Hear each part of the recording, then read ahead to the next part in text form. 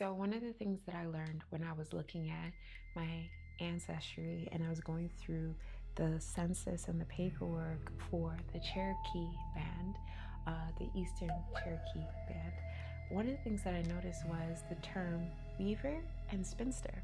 And what I actually found out was that Indigenous women in the community were very, very, very powerful as weavers and spinsters, the women that would make what we cook in, what we wear. So then I was very confused. How come spinsters are revered in history, Indigenous history, but then they are treated as a forgotten old lady in our context of how we understand the word?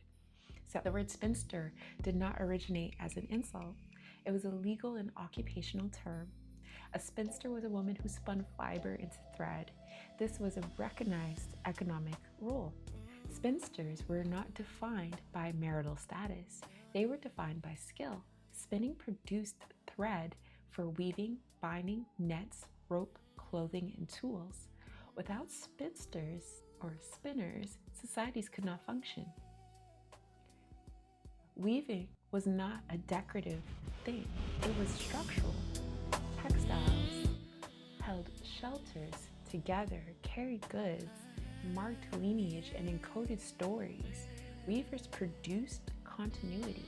And as we know, as survivors of disenfranchisement, continuity is the first thing the colonizers tried to take. In many regions, weaving was considered sacred work. Spinning required tension, rhythm, and timing. These were the same principles used in ceremony, governance, and land cycles.